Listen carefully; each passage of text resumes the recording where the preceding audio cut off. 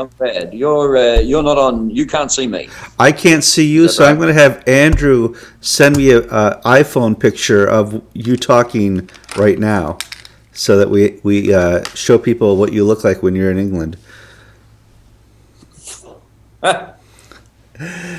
So obviously, we're going to talk a little bit about GAFCON. How do you think the meeting went? What were some of the big things that happened this week? Brilliant. The theme for the meeting this week, which is now an annual meeting, we used to meet twice a year, we now meet annually. The theme was what's happened in the last 12 months. We've fixed up certain things, we've set the foundations, we've employed a new person, we're ready to go. The theme was the future. Okay. Now that we're ready to go, where do we go? And we've made the announcement, 2018, the next GAFCON. All right, that's good. Great news. Yep. Where do you see GAFCON in 5 years from now? Bigger. I think our aim now is to expand, to reach out to Anglicans everywhere. The majority of Anglicans in the world, the vast majority of Anglicans in the world, are Bible-believing folk.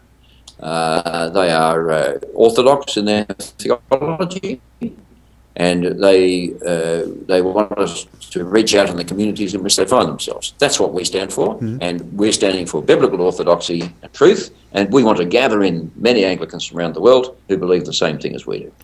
There's obviously been a big vacuum in leadership from the Anglican communion.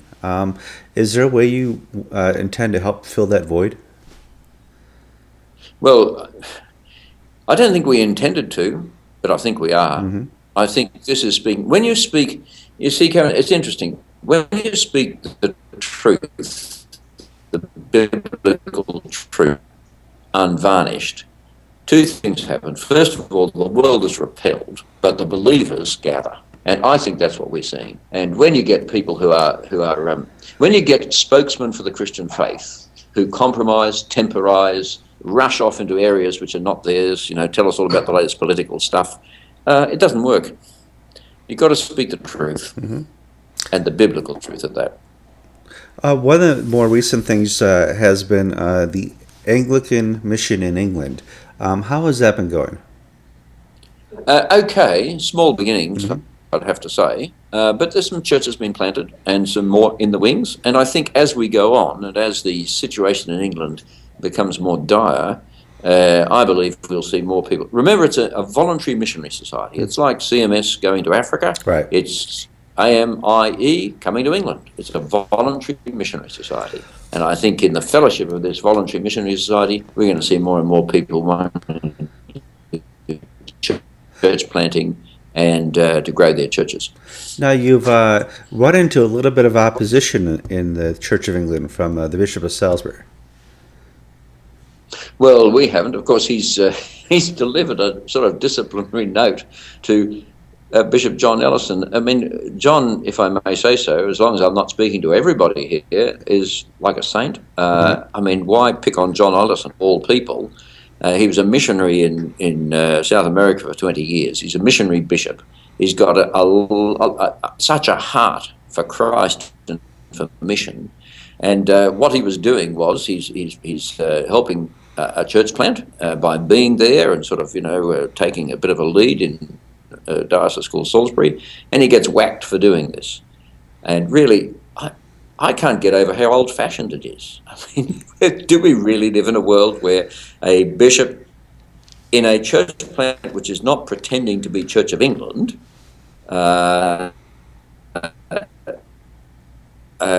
go along and give it his blessing? Well, he might technically break some law, but it's just about time for that law to disappear, I'd say. We had a church plant in Sydney. We had a certain church in England planted a church in Sydney when I was the Archbishop. I wasn't too happy, but I didn't do anything about it. You're telling me there was border crossing going on? Yeah, there was border crossing going on, of course. But, nobody asked my permission. And the church next door lost about 20 members when this happened. I'm not mentioning any names here, by the way, but anyhow, this happened. Well, okay. So you also have a We new need to know the gospel. right. You have a new member from the Anglican Church in North America. Tell me about what you expect from Foley Beach as a GAFCON primate. It's interesting. We've cherished the presence of Archbishop Bob Duncan. Hmm. He was a great man of God, and we've cherished his presence amongst us on the Primates Council. And I know he continues to be very interested in GAFCON, no doubt about that. Foley comes from the next generation and is a different sort of guy. I'd have to say that, like Bob, but in a different way, he fitted in immediately on its council. He gave us a Bible study, led us in prayer.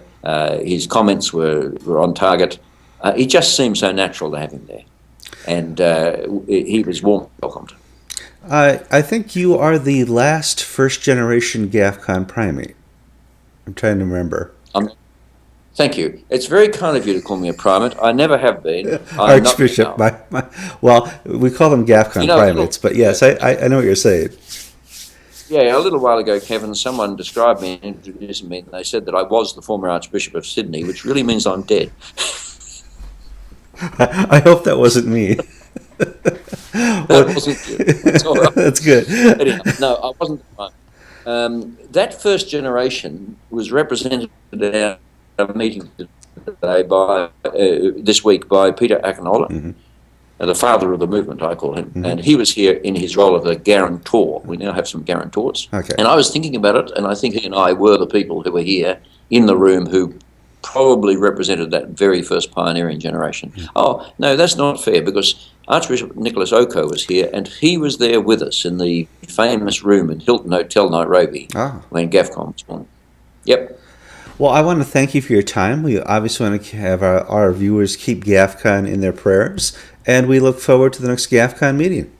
Thank you so much for your time, Archbishop Jensen. Wonderful. God bless. And please, Kevin, yes, thank you for saying prayer. Please keep supporting us in prayer, and God bless you all. Thank you. God bless.